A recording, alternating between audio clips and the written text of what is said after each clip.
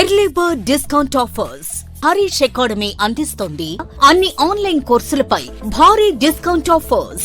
నూతనంగా సిలబస్ లో చేర్చిన ఇండియన్ సొసైటీ, సైన్స్ అండ్ టెక్నాలజీతో కూడిన APSC group 2 prelims come mains full course ₹699 మాత్రమే. గ్రామ సచివాలయం, వార్డ్ సచివాలయం కేటగిరీ 1 జేఎల్ ఫుల్ కోర్స్ ₹699 మాత్రమే.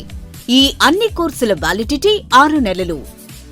ఈ ఆఫర్ నవంబర్ 28 నుండి డిసెంబర్ 5 వరకు మాత్రమే.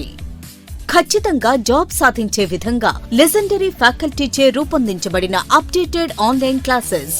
మరెందుకు ఆలస్యం? వెంటనే హరీష్ అకాడమీ యాప్ ను డౌన్లోడ్ చేసుకోండి, జాబ్ సాధించండి. Harish the best academy. Phone number 8341116915.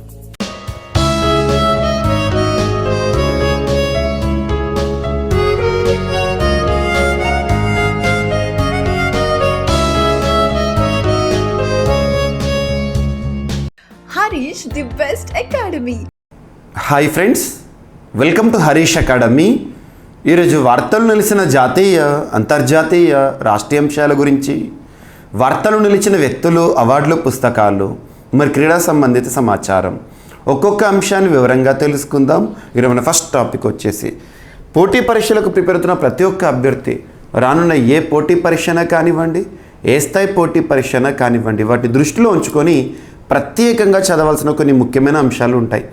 అలాంటి ముఖ్యమైన అంశాలను ఎలా గుర్తించాలంటే, ఇటీవల కాలంలో గత నెల రోజులుగా కానీ, 6 నెలలుగా కానీ, లాస్ట్ 1 ఇయర్లో కానివ్వండి, రెగ్యులర్గా రిపీటెడ్గా వార్తలు నిలిచిన అంశాలు ఏవైతే ఉంటాయో వాటిని చూడండి, వాటన్నిటిని కంపైల్ చేసుకోండి. వాటి నుండి ఖచ్చితంగా 1 నుండి 2 ప్రశ్నలు, ప్రతి టాపిక్ నుండి 1 నుండి 2 ప్రశ్నలు వస్తాయి. అలా కొన్ని టాపిక్స్ని కనుక దీనికి ఉదాహరణగా చెప్పాల్సి వస్తే, ఇటీవల వార్తలు ఇచ్చిన జిఏ ట్యాగ్స్, ఇటీవల వార్తలు ఇచ్చిన యునెస్కో సంబంధిత అంశాలు, అండ్ ఇటీవల కాలంలో వార్తలు ఇచ్చిన విన్యాసాలు, సూచీలు, నివేదికలు, ప్రపంచ దేశాలకు ర్యాంకింగ్స్, ఐఐటీస్, ఇటువంటివి ఏవైతే ఉంటాయో మనం రెగ్యులర్గా చూస్తున్నాం. కొన్ని టాపిక్స్ అయితే వారంలో 2 నుండి 3 సార్లు వార్తల్లోకి వస్తూ ఉంటాయి. సో అలాంటి టాపిక్స్లో ఒక టాపిక్ భారతదేశం యొక్క వృద్ధి అంచనా. భారతదేశం యొక్క ఆర్థిక వృద్ధిని ఏ అంతర్జాతీయ సంస్థలు, ఏ జాతీయ సంస్థలు ఈ ఆర్థిక సంవత్సరంలో ఏ విధంగా వృద్ధి చెందుతుందని అంచనా వేస్తూ వార్తల్లోకి వస్తున్నారు. వాటిపైన ప్రత్యేకంగా చూడండి. దీనిపైన స్పెషల్ వీడియోని నేను ఇటీవల కాలంలో దాదాపు ఒక 25 ఎస్టిమేట్స్, 25 సంస్థలు, అంతర్జాతీయ, జాతీయ సంస్థలు భారతదేశం యొక్క వృద్ధిని ఎలా అంచనా వేస్తున్నాయని చెప్పేసి నేను CA 360 కోర్స్లో, సో CA 360 కోర్స్లో జీవీకే స్టడీ సర్కిల్ యాప్ ఇప్పటి వరకు ఇన్స్టాల్ చేసుకొని వారు ఎవరైనా ఇన్స్టాల్ చేసుకోండి. అందులో కొన్ని కరెంట్ అఫైర్స్ సంబంధించి వీడియోస్ ఉన్నాయి, ఫ్రీ వీడియోస్ కూడా కొన్ని ఉన్నాయి. మీకు అర్థమవుతుంది ఎలా చదవాలి, how to prepare current affairs అని. సో జీవీకే స్టడీ సర్కిల్ యాప్లో CA 360లో ప్రతి ఒక్క అభ్యర్థి తప్పనిసరిగా చదవాల్సిన కొన్ని ముఖ్యమైన అంశాలు ఏవైతే ఉంటాయో వాటిని కూడా నేను స్పెషల్ వీడియోస్గా అందిస్తున్నాను. దాంతోపాటు ఎగ్జామినేషన్ ముందు త్వరగా మీ ప్రిపరేషన్ పూర్తయ్యాక రివిజన్ అవ్వాలనే ఉద్దేశంలో భాగంగా క్విక్ రివిజన్ వీడియోస్ని కూడా అందిస్తున్నాను. ఒక్కసారి చూడండి. సో అలాంటి ఈ వృద్ధి అంచనాలు అనే టాపిక్ ఈరోజు మరొకసారి వార్తల్లోకి వచ్చింది. S&P గ్లోబల్ రేటింగ్స్ వారు భారతదేశం యొక్క వృద్ధిని ప్రస్తుత ఆర్థిక సంవత్సరానికి 6.4%గా అంచనా వేస్తూ వార్తల్లోకి వచ్చారు. సో వృద్ధి రేటు అంటున్నాను. వృద్ధి రేటును సామాన్యంగా మనము జీడిపిలో చూస్తాము. సో జీడిపి పర్సెంటేజ్లో చూస్తాము. లాస్ట్ ఇయర్తో కంపేర్ చేస్తూ gross domestic product, it is the final value of all the goods and services that are produced within the boundaries of the particular country within the given financial year. అంటే అర్థం ఏంటిది? ఒక ఆర్థిక సంవత్సర కాలంలో ఒక దేశ సరిహద్దు లోపల ఉత్పత్తి అవుతున్న అంతిమ వస్తు సేవల విలువనే ఆ దేశ జీడిపిగా మనం చూస్తాము. మరి అలాంటిది మన జీడిపిని S&P గ్లోబల్ రేటింగ్స్ వారు ఈ ఆర్థిక సంవత్సరం అంటే 2023 ఏప్రిల్ నుండి 2024 మార్చ్ వరకు ఎంతగా అంచనా వేస్తున్నాయంటే 6.4%గా అంచనా వేస్తున్నాయి. అదే లాస్ట్ 1 వీక్ బ్యాక్ మనం చూసాము. 2024-2026 మధ్యకాలంలో 6.1% to 7% ఉండబోతుందని చెప్పేసి S&P వారే అంచనా వేశారు. సో చూడండి.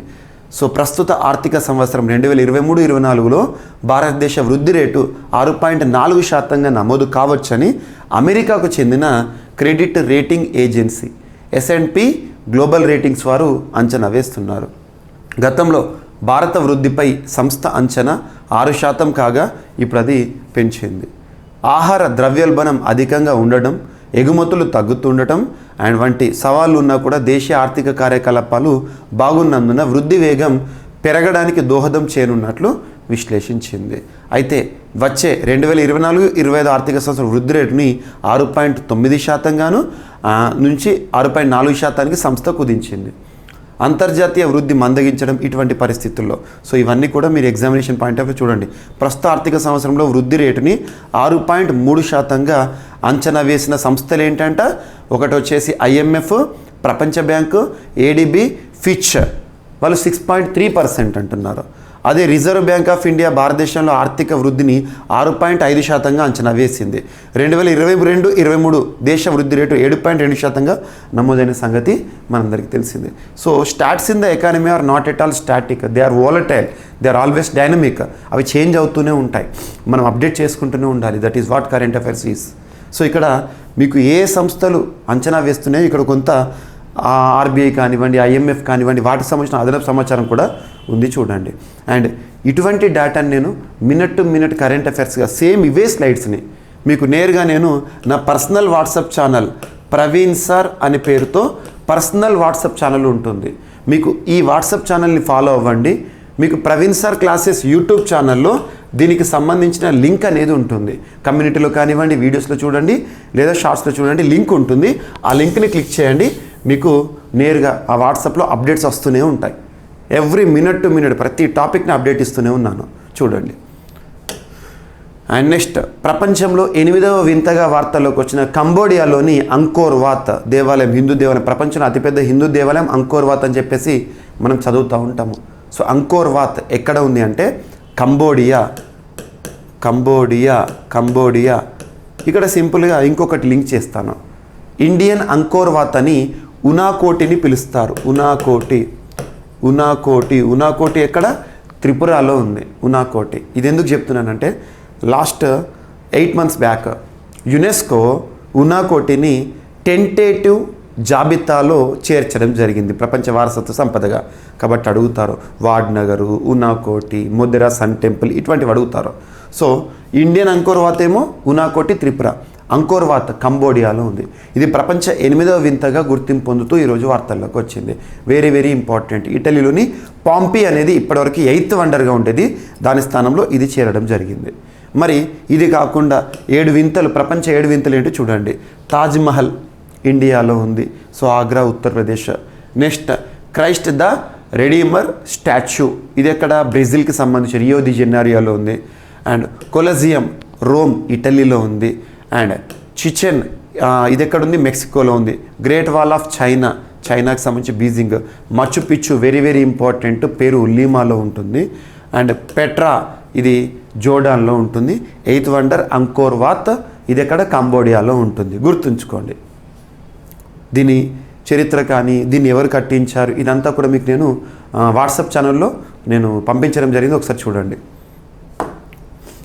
మార్చి నాటికి ప్రిడేటర్ డ్రోన్ల ఒప్పందం ఖరారు అనే అంశం వార్తల్లోకి వచ్చింది. భారతదేశం యొక్క రక్షణ రంగ దిగుమతులపైన క్వశ్చన్స్ వస్తాయి. రక్షణ రంగ దిగుమతులు అంటే మన రక్షణ రంగ అవసరాలు తీర్చుకోవడానికి వివిధ దేశాలపైన మనం ఆధారపడుతున్నాం. వేటిని ఏ దేశం నుండి దిగుమతి చేసుకుంటున్నాం దీనిపైన ఫోకస్ చేయండి. ఉదాహరణకు అమెరికా అనగానే పోసిడాన్ 8i నిఘా విమానాలు, Apache Chinook MH-60 Romeo helicopters and Sig Sauer light machine guns, Harpoon అనే క్షిపణులు ఇలా ఉంటాయి కదా. ఉదాహరణకు రఫేల్ అనగానే మనం ఫ్రాన్స్ నుండి దసో సంస్థ సరఫరా చేస్తుంది.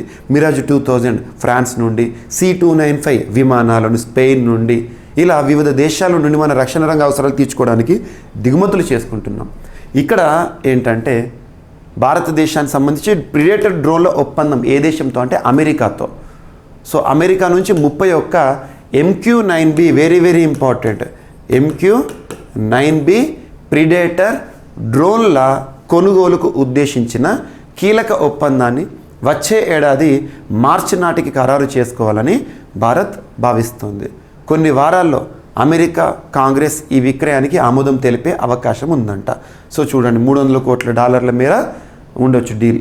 సేమ్ లేదు, MQ-9B ప్రిడేటర్ డ్రోన్లను ఏ దేశం నుండి అని అడుగుతారు ఎగ్జామ్లో, అమెరికా నుండి. గుర్తుంచుకోండి, వెరీ వెరీ ఇంపార్టెంట్. అండ్ నకిలీ ప్రపంచం ప్రస్తుతం మనం చూడండి, సోషల్ మీడియాలో కానీ టీవీలో కానీ చూస్తే ఫేక్ న్యూస్ వస్తుంది ఎక్కువగా. సమాచారం అథెంటికేటెడ్ ఇన్ఫర్మేషన్ కంటే ఎక్కువ ఫేక్ న్యూసే కనబడుతుంది. ఫేక్ న్యూస్ని ఎక్కువగా మనం ప్రచారం కూడా చేస్తూ ఉంటాం. ఇటువంటి నకిలీ ప్రపంచంలో ఒక పదం అనేది ఈ సంవత్సరంలో వర్డ్ ఆఫ్ ద ఇయర్గా వార్తల్లోకి వచ్చింది, అథెంటిక్. అథెంటిక్ అంటే ఖచ్చితమైన అనే అర్థం ఇస్తుంది. సో ఈ ఏడాది ఆన్లైన్లో అత్యధికంగా వెతికిన పదం అథెంటిక్. అంటే అడుగుతాం, ఏదన్నా మనకు న్యూస్ వచ్చింది అంటే అది నిజమా కాదని చెప్పేసి అథెంటిక్ ఇన్ఫర్మేషన్ టైప్ చేస్తాం కదా, అలా ప్రపంచవ్యాప్తంగా ఈ సంవత్సరంలో అత్యధికంగా వాడిన పదం అట అథెంటిక్ అంట. సాంకేతిక సాయంతో తన ఫోటోలను అసభ్యంగా మార్చి ప్రచారంలో పెట్టారని ఇటీవల ఒక నటి ఆక్రోశించడంతో డీప్ ఫేక్ అనే పదం బాగా వెలుగులోకి వచ్చింది. ఇది భారతదేశానికి మాత్రమే పరిమితం కాదు. 2023లో ప్రపంచం ఆన్లైన్లో వెతికిన పదాల్లో డీప్ ఫేక్ ఒకటి అని మెరియం వెబ్స్టర్ డిక్షనరీ కంపెనీ తెలిపింది. ఒక వ్యక్తి ఫోటో, వీడియో, ఆడియోలను మార్చి ఆ వ్యక్తి చేయని పనిని చేసినట్లుగా, పలకని మాటలను పలికినట్లుగా చూపడమే డీప్ ఫేక్ అని నిఘంటు నిర్మాతలు సూచించడం జరిగింది. గుర్తుంచుకోండి.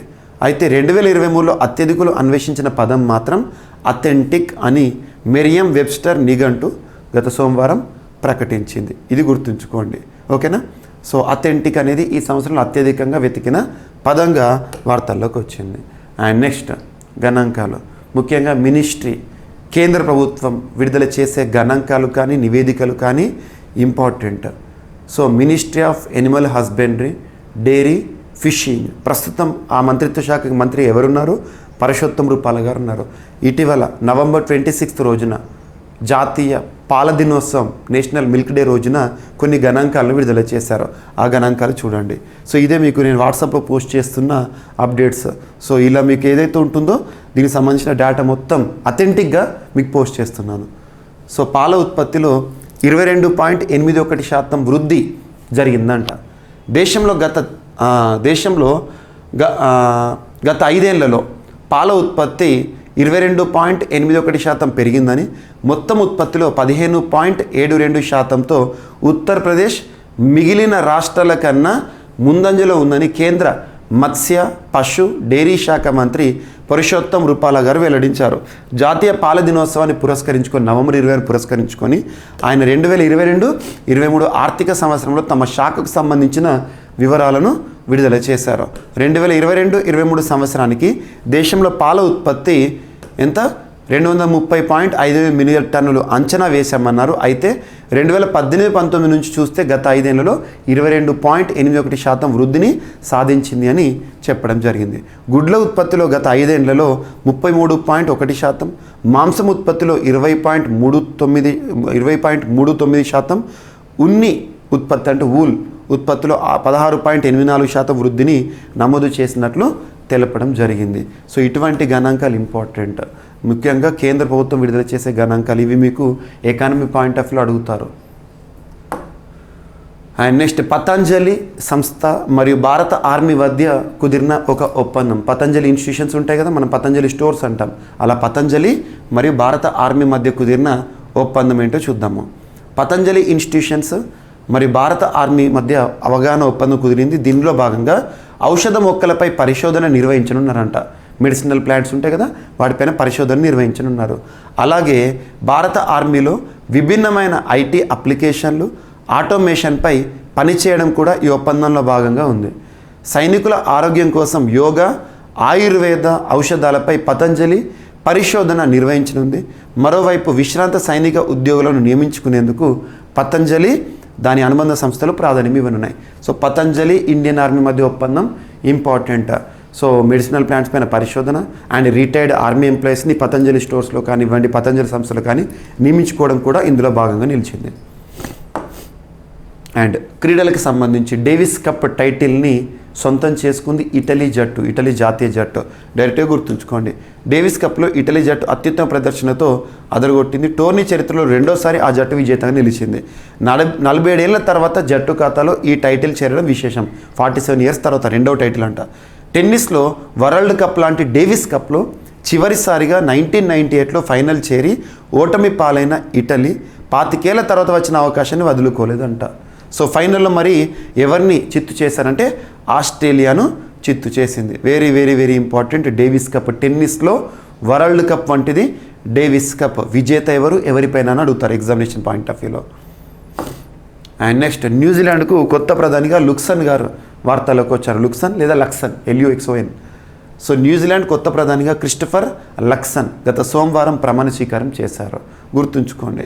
సో ఎగ్జామినేషన్ పాయింట్ ఆఫ్ వ్యూలో అడిగే అవకాశం ఉంటుంది. వివిధ దేశాలకు సంబంధించి ఇటీవల కాలంలో కొత్త ప్రధానమంత్రులు కానీ కొత్త అధ్యక్షులు కానీ వార్తలకు వస్తే వాటిని చూడండి. అండ్ ఐర్లాండ్ రచయితకు ప్రతిష్టాత్మక బుకర్ ప్రైజ్ వరించింది. ఐర్లాండ్ రచయిత తను రాసింది ఏంటో చూడండి సరిపోతుంది. ఐర్లాండ్ రచయిత పాల్ లించ్ రాసిన ప్రాఫిట్ సాంగ్ గుర్తుంచుకోండి. ఆ పుస్తకానికి ప్రతిష్టాత్మక బుకర్ ప్రైజ్ 2023 లభించింది. లండన్కు చెందిన భారత సంతతి రచయిత చేతన మారు రాసిన తొలి నవల వెస్ట్రన్ లేన్ సైతం ఈ బహుమతి కోసం పోటీ పడగా ప్రాఫిట్ సాంగ్ విజేతగా నిలిచింది. తాజాగా లండన్లో బహుమతి ప్రదానోత్సవం జరిగింది. 46 ఏళ్ల పాల్ లించ్ బుకర్ ప్రైజ్ అందుకున్నారు. ఈ బహుమతి కింద ఆయనకు 52,64,932 రూపాయలు భారత కరెన్సీ ప్రకారం లభించనుంది.